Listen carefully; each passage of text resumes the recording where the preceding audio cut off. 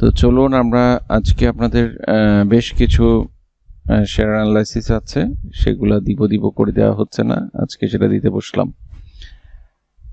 আমি প্রথমেই দেখছি বিবিএস নিয়ে একজনে দেখতে বলেছেন। আমি জাস্ট এই চার্ট প্যাটার্নে দেখব, এই চার্ট প্যাটার্ন অনুসারে পরিস্থিতি কি আমি এক ঝলক দেখে নিব, দেন এটা নিয়ে আলাপ করব।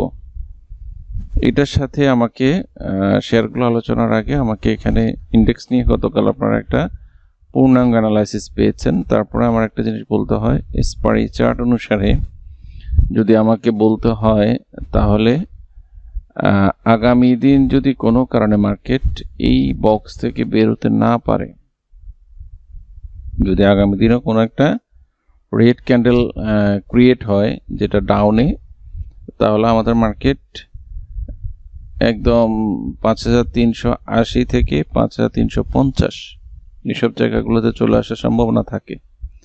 সম্ভাবনার কথা বলছি আমি। তো সেই ক্ষেত্রে আমরা এই যে প্যাটার্নটা ক্রিয়েট করলো সেটাকে আমরা ডেড ক্যাট বাউন্স হিসেবে কাউন্ট করব। তো ডেড ক্যাট বাউন্সের ফরমেশন অনেক আছে, আমরা অনেকবার দেখেছি, যেমন এগুলো সবগুলোই ডেড ক্যাট বাউন্স। এগুলো যারা অ্যানালাইসিস জানেন তারা সবাই বলতে পারবেন। যেমন পড়ছে তো পড়ছে, তারপরে একটু উঠলো, উঠে যেটা পড়বে সেটা কি বলে, এটা ডবল বটমও হতে পারে, লোয়ার লো হতে পারে। এটি কিন্তু ডেড ক্যাট বাউন্স। আবার যে উপরে উঠলো এটাকে আমরা অনেকে বাউন্স ব্যাক বললেও আসলে এটা বাউন্স ব্যাক না, ডেড ক্যাট বাউন্স। তো এই ক্ষেত্রে এখন যে ঘটনা ঘটেছে, আমাদের মার্কেট অনেকটুকু উঠেছে, এখানে আসলো। এখন সাপোর্ট জোনগুলো স্ট্রংলি ক্রিয়েট করা আছে 50 থেকে 60, 350 থেকে 60 পয়েন্টস। যদি এইসব জায়গায় চলে আসে তাহলে কিন্তু এটাকে ডেড ক্যাট বাউন্স হিসাবে কিন্তু আমরা কাউন্ট করব। আর যদি মার্কেট ডেড ক্যাট বাউন্স করে তাহলে আমি আজকে যেসব শেয়ারগুলো অ্যানালাইসিস করব সবগুলোর গতি কিন্তু একই রকমই হবে। কারণ বাজার গতকালকে বা গত পরশু দিন আমরা একটু দেখেছিলাম মার্কেট নেগেটিভ, বাট লিজিং আর ব্যাংক বেশ কিছু ভালো পজিশনে ছিল। তো মনে করেছিলাম হয়তো সেক্টর ওয়াইজ প্লে করবে, বাট সেটাও খুব বেশি হচ্ছে না। তো এই ক্ষেত্রে বিবিএস এর কথা বলি। বিবিএস অলরেডি মুভিং এভারেজ 20 নিচে ক্লোজ করেছে, 10 পয়সার নিচে, এটা বড় কিছু না। আগামী দিন যদি 15 টাকার উপরে ক্লোজ করতে পারে আপ ট্রেন্ডে যাবে, আদারওয়াইজ ডাউন ট্রেন্ডে চলে আসবে। ডাউন ট্রেন্ডে আসলে এটা 14 টাকার কাছাকাছি এসে ব্যাক করবে। এই হচ্ছে এটার হিস্ট্রি। এরপর আমরা ইন্ট্রাকো সিএনজিটা দেখতে পারি। ইন্ট্রাকো সিএনজিতে আমরা গত কয়েকদিন আগে বেশ কয়েকটা উল্লাস ফলন দেখেছি। সাথে যে উল্লাস ফলনের যেসব ঘটনাগুলো দেখেছি তার মধ্যে আমার এখানে কিছু জিনিস ড্র করা আছে। লাল, এটা হচ্ছে 300 মুভিং এভারেজ, সেটাকে ক্রস করে উপরে উঠেছে, এখন রিটেস্টও করেছে 2 দিন, রিটেস্ট করে গতকাল ফেল করেছে। কারণ এইসব জায়গায় যেভাবে মার্কেট বেড়েছিল সেখানে কিছু কারেকশন হবে, এটাই ব্যাপার, এখন সেটাই ঘটছে। এটার ক্ষেত্রে আমাদের নেক্সট সাপোর্ট হচ্ছে 36 টাকা 50 পয়সা, 1 টাকা নিচেই আছে।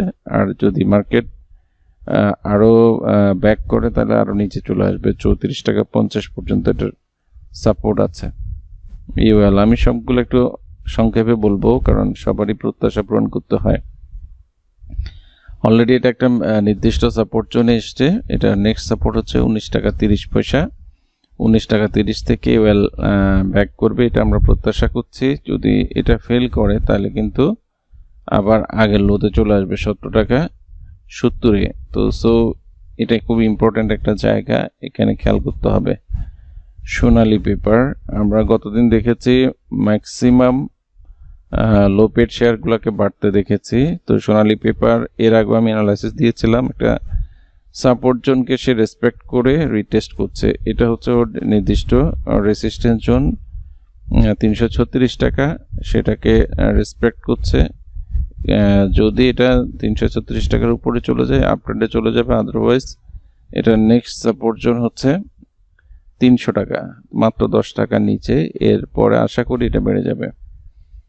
তারপরে হচ্ছে সি পার্ল নিয়ে গতকালকে আমি আলো করেছি, নতুন ভাবে বলার কিছু নেই, এটাতে যে ক্যান্ডেলগুলো ক্রিয়েট করেছে সবগুলোই আপ ট্রেন্ডে যাওয়ার মতো, তবে ঊর্ধ্বমুখী হওয়ার মতো তেমন কিছু দেখি না। 90 টাকায় রেসিস্ট্যান্স আছে, সে পর্যন্ত আগে যেতে দিন।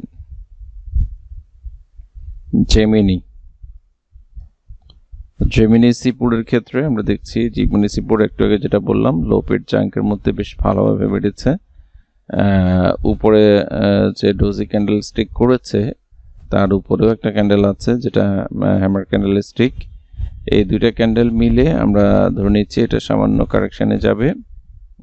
সামান্য কারেকশানে গেলে তাহলে এটা নেক্সট সাপোর্ট জোন দাঁড়াবে 290 টাকা। তো এই জায়গা থেকে আবার ঘুরে যাওয়ার আমি প্রত্যাশা করছি। ইউনিক হোটেল জানতে চেয়েছেন। ইউনিক হোটেল দীর্ঘদিন জুড়ে ডাউন ট্রেন্ডেই আছে, এখনো ডাউন ট্রেন্ড বলবৎ আছে। মার্কেট বাড়ার মধ্যেও বেশ ভালো পড়েছে, এখন একদম নিয়ারেস্ট সাপোর্ট জোন 51 টাকা থেকে 52 টাকা এই রেঞ্জের মধ্যে অলরেডি চলে আসছে। ডাউন ট্রেন্ড এখনো কমপ্লিট করেনি, কমপ্লিট করতে হলে আপ ট্রেন্ডে যেতে হবে, বাট এখনো ডাউন ট্রেন্ডেই আছে। তবে যদি কোনো কারণে 51 টাকা ভেঙে যায় তাহলে কিন্তু অনেক নিচে নেমে যাবে।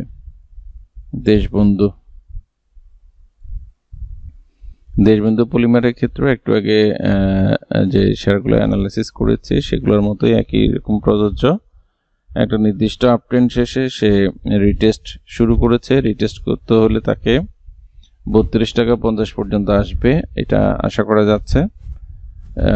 মার্কেট খারাপ হলে এই রেঞ্জে চলে আসবে। পরপর 3টা ক্যান্ডেল রেড করার পরে একটা সবুজ ক্যান্ডেল আমরা আগামী দিন প্রত্যাশা করছি। আগামী দিন একটা সবুজ ক্যান্ডেল হতেই পারে, কারণ এটা একটা ক্যান্ডেলস্টিক ফরমেশন, কিন্তু আলটিমেটলি আপ ট্রেন্ডে যেতে হইলে তাকে 37 টাকা 40-এর উপরে ট্রেড হইতে হবে, আর 32 টাকা 50 হচ্ছে নেক্সট সাপোর্ট। আমি সংক্ষেপে বলছি, এগুলো আপনারা ওইভাবে করে খেয়াল করবেন। আমরা সম্প্রতি দেখেছি ফাইন্যান্স সেক্টরে বেশ ভালো রকম নড়াচড়া শুরু করেছে, ভলিউমও বেশ ভালো হচ্ছে। তো আইপিডিসিতে আমরা সে ফরমেশনটা দেখতে পেয়েছি। এর আগে একদিন 23.50-এ গিয়ে আবার 20.70-এ চলে এসেছিল, কালকেও 23 টাকার উপরে গেছে, কিন্তু ক্লোজ করেছে 22 টাকা 23 পয়সায়। এই জায়গাটা পার করতে পারলে এটা নতুন একটা উচ্চতা চলে যাবে। তো সেটা পাচ্ছে কিনা সেটার জন্য মার্কেট পজিটিভ থাকা অনেক জরুরি। কপারটেক জানতে চেয়েছেন।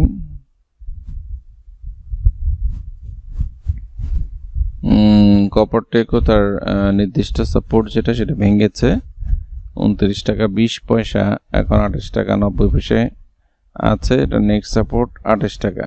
এই 28 টাকার নিচে নেমে গেলে মার্কেট আরও অনেক নিচে নেমে যেতে পারে, প্রায় 26 টাকা চলে আসতে পারে, 2 টাকা নিচে। আমরা টোটাল এই পুরো জায়গাটাকেই যদি রেঞ্জিং অবস্থা ধরতে পারি, যেমন এখানেও এই জায়গাটার মধ্যে অনেকবার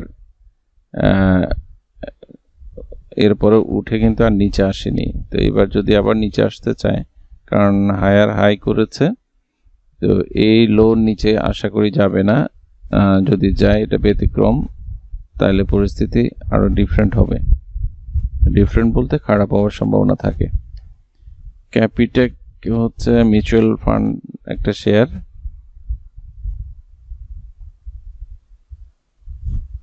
গতকালকে থেকে বেশ ইন্টারনেটে সমস্যা করছে।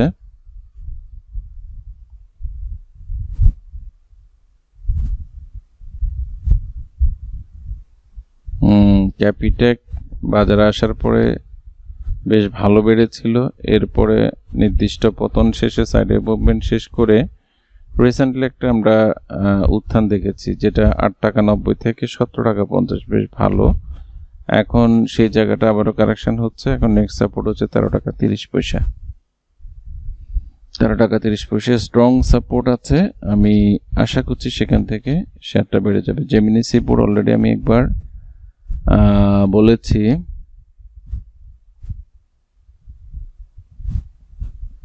রেনেটা জানতে চেয়েছিলেন। রেনেটা যদিও মাল্টিন্যাশনাল শেয়ার, এগুলা এতটুকু কারেকশন হবে এটা আশা করিনি, কারণ হচ্ছে ফরেনার্সরা যখন বেরিয়ে যায় তখন এই শেয়ারগুলোতে আসলে তেমন অবশিষ্ট থাকে না।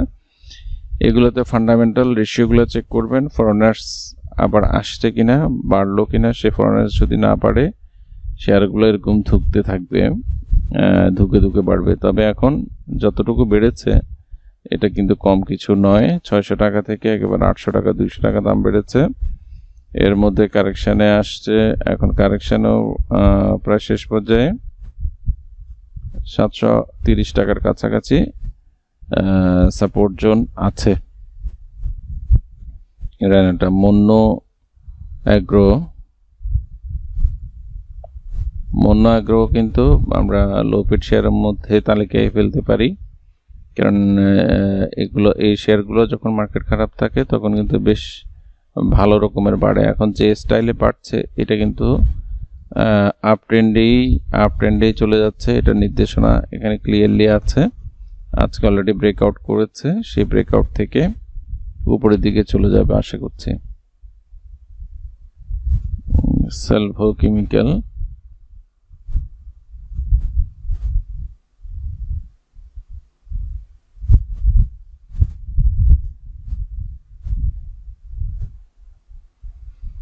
সালভো কেমিক্যালও সে একই রকম ঊর্ধ্বমুখী প্রবণতা আছে, বেশ ভালো। মোটামুটি 2-3টা ধাপ পার করেছে, রিটেস্টও শেষ করেছে। এখন যে ক্যান্ডেলটা করেছে এটা রিভার্সাল ক্যান্ডেল, এটা মার্কেট খারাপ হলে ওইটা বেড়ে যাওয়ার মতো একটা পজিশনিং তৈরি করা আছে, মার্কেটের সাথে হয়তো বা রিলেটেড না। একটা ভাই বেশ কিছুদিন থেকে ওয়াইম্যাক্স নিয়ে অ্যানালাইসিস দিতে বলছেন, তো ওএমএক্স দিয়ে অ্যানালাইসিস আমি আসলে কয়েকদিন থেকে যেহেতু শেয়ার অ্যানালাইসিস দিইনি সেই কারণে চোখে পড়েছে, বাট দেওয়া হচ্ছিল না। তো ওএমএক্স ফান্ডামেন্টালি খুবই স্ট্রং শেয়ার, আমারও খুব প্রিয়, বাট প্রিয় হলেও সব জায়গায় এন্ট্রি নেওয়া যায় না, জায়গা মতো এক্সিটও নিতে হয়।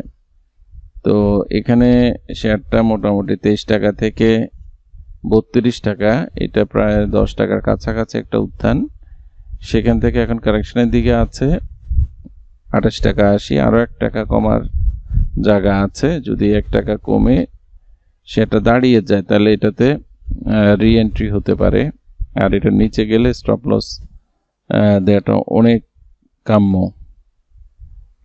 এরপরে হলো এমবি ফার্মা।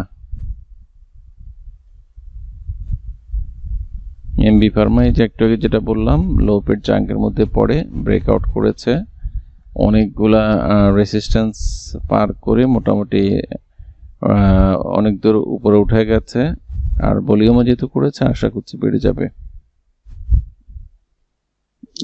একটা ভাই কিন্তু অনেকগুলা শেয়ার অ্যানালাইসিস দিয়েছেন, ডিভিএইচ, আইপিডিসি, ন্যাশনাল হাউজিং সবগুলোই বলবো। গোল্ডেন সনের ক্ষেত্রে যেটা বলি, গোল্ডেন সন 2বার ট্রাই করেছে, হায়ার লো যেহেতু করেছে একটু কারেকশনে যাবে।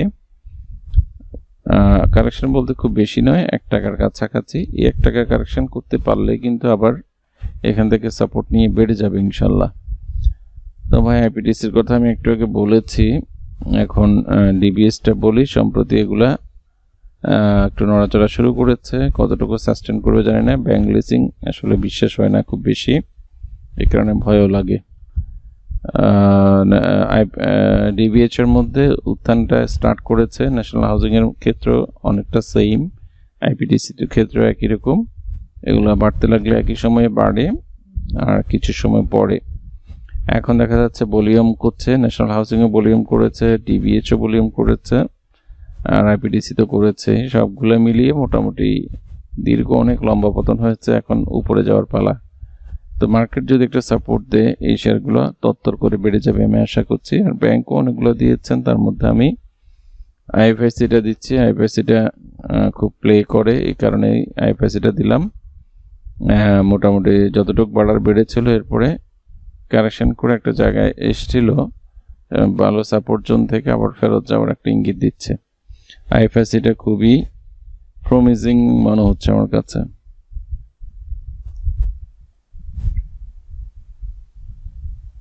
এরপরে কেডিএস জানতে চেয়েছেন, বিবিএসটা দিয়েছি। কেডিএস একটা সময়ের ভয়ঙ্কর প্লে মেকিং শেয়ার, এখন যেহেতু গেমলা ছেড়ে দিয়েছে সেহেতু পতনমুখী আছে। এখন একটা সাপোর্ট জোন ক্রিয়েট হয়েছে 40 টাকায়, সে সাপোর্টে এসছে। এখান থেকে সাপোর্ট পেলে আবার বেড়ে যাবে, আর এখান থেকে যদি কমে যায় তাহলে আর একটু নিচে আসবে। তো বন্ধুরা, আপনারা ভালো থাকবেন। ধন্যবাদ সবাইকে।